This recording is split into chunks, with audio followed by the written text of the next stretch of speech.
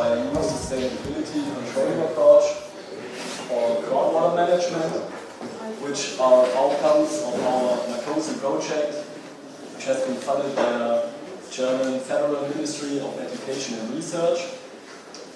And first of all, I would like to acknowledge the co-authors, which is Professor Eller from my institute. He's at the chair of water supply and groundwater protection at the University of Technology in Darmstadt, and Mr. Martin Hedrich, who's present here today, from University Leipzig, chair of environmental management.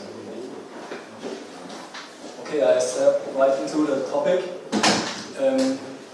What do we mean if we are talking of challenges of climate change and social change,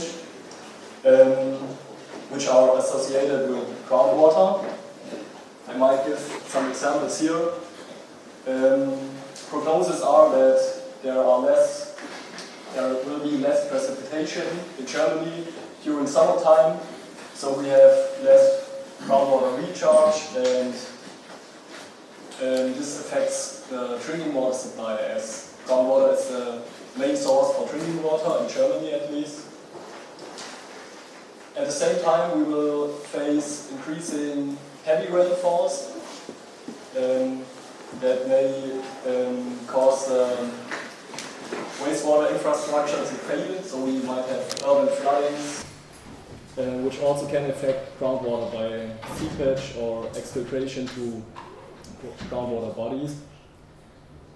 Social change,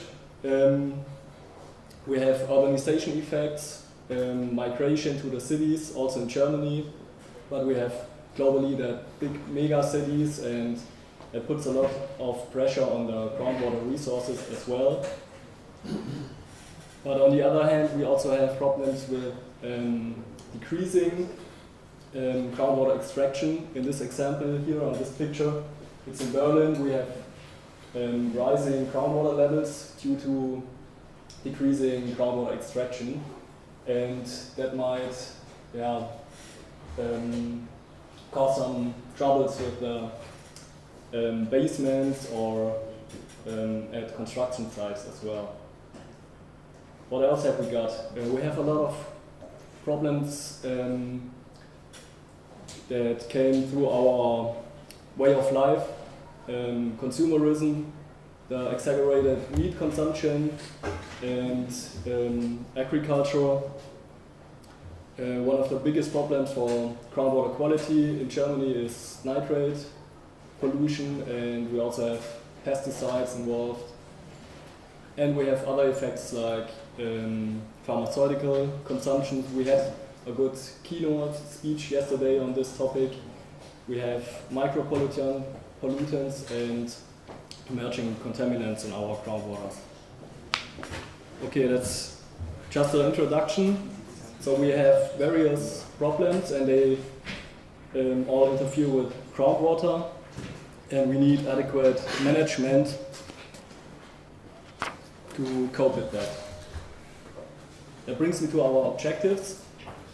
These were developing a tool for sustainability controlling for the urban water sector in Germany. We like to do so by identifying, analyzing, and evaluating long-term risks. We would like to integrate sustainability in the long-term strategic management of the water utilities. And the aim is to derive measures for risk reduction or risk prevention. And we would like to do so by applying a transdisciplinary approach, and we would like to bridge a gap between practice and academia. That's why we involve practice partners and the utilities in the development of the sustainability controlling tool. Okay, that brings me to our team. We teamed up with different academic partners. We have civil engineers involved, we have sociologists, natural scientists, and we have a consulting company in our research team. So we have pretty much an interdisciplinary approach. And We have practice partners from the German water sector, which are wastewater utilities and water suppliers.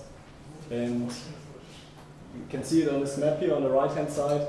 They are spread like almost all over Germany, so that we can assure they have very different circumstances. They might either be urban or rural utilities. They have a private or public organizational form. And they have different hydrogeological circumstances as well.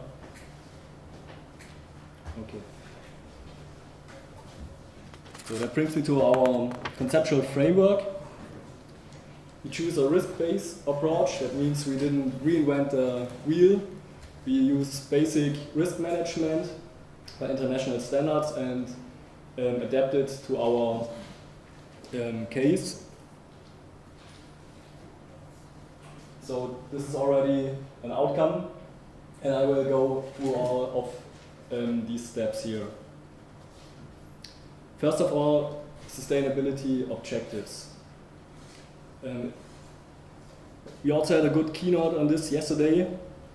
Mr. Trosanovic, he was stating that the term sustainability is getting worn out, everybody's using it, but nobody knows what it means. So we have to specify it. This was our first step, and we derived a system of sustainability objectives within 5 categories. I won't go much further in detail. We have a publication on this as well. So this is pretty much like a vision. How should urban water management be? These are our aims for the German water sector. And within our risk-based approach, the next step would be risk identification. What are the most likely risks that might lead to deviation of these sustainability objectives?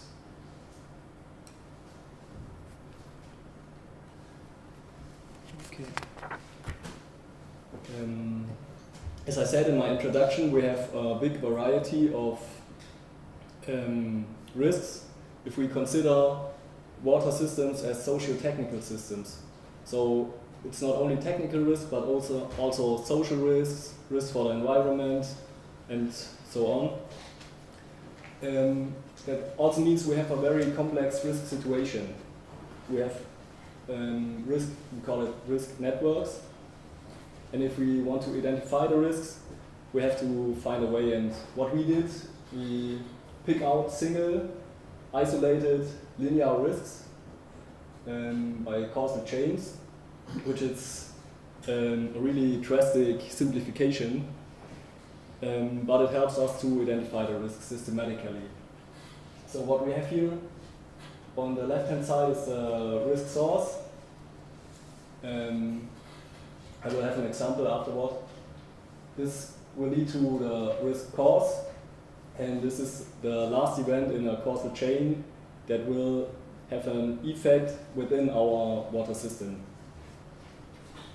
And that consequence, we can assign it to a process. We have a hierarchical process model of the urban water system. So we try to define every single process. Next step is a sustainability hazard. Here it will be described how precisely our sustainability objective will be affected by a specific consequence. We assign an indicator here to measure the hazard, and the last element of this causal chain is our sustainability objective from that target system I showed some slides before. Okay, I brought some examples. I just go through one of them. Risk source could be climate change. It's very general. This might lead to a rise in the sea level, and in coastal aquifers we can experience increasing salinity, salt concentration. We assign it to that process of water treatment, because that's where the problem occurs in our system. The sustainability hazard will be decreasing raw water quality, and that might affect our process quality, which is one of the sustainability objectives. So we have many more examples of that. We identified some 300-400 risks, and each of these risks will be assessed by basic risk assessment methods. We use risk matrices. We have on this customized scales the probability of occurrence of each risk and the consequence. And yeah, it's a screening technique, so we can screen for the most likely and most important dangerous risks, which will be in that upper right corner here. And so we can visually rank them. And we have, in most cases, limited resources, financial resources, to cope with these risks, and so we can find out which one are the most important one. Okay, to find out which are these risks, we had a data collection. We did it via online platform. It was carried out by that benchmarking company, consulting company from Germany, and so the practice partners could fill out these online forms, which was a pretty much streamlined data collection. 2 minutes left. Oh, I'll hurry up, thanks. That brings us to the risk analysis. We now can put all single causal chains together and analyze for the most likely causes that affect many consequences. Like in this example, cause 1, it draws 3 consequences, and we can scan for important consequences as well, or for the most endangered objectives, and we can do that for as many causal chains as we want, pretty much. Okay, we have 3 more steps. I quickly run over that now. We have a monitoring tool, so we monitor indicator time series. We have the communication and reporting, so the company gets a sustainability report with an overview of their risk situation. And for the risk treatment, we had scenario-based simulation games where the companies could freely discuss measures, and which was very helpful. That brings me to my conclusion. We could successfully develop and test the sustainability controlling together with the practice partners. We could integrate sustainability in their long-term strategic management, and this helps to enable the transformation towards a more sustainable urban water system. That's my last slide. I would like to acknowledge our sponsors again, the co-authors and the team. If you have any questions, I would be delighted to answer them afterwards, or you can email me and I'll be happy to answer that. And I would like to thank you for your attention.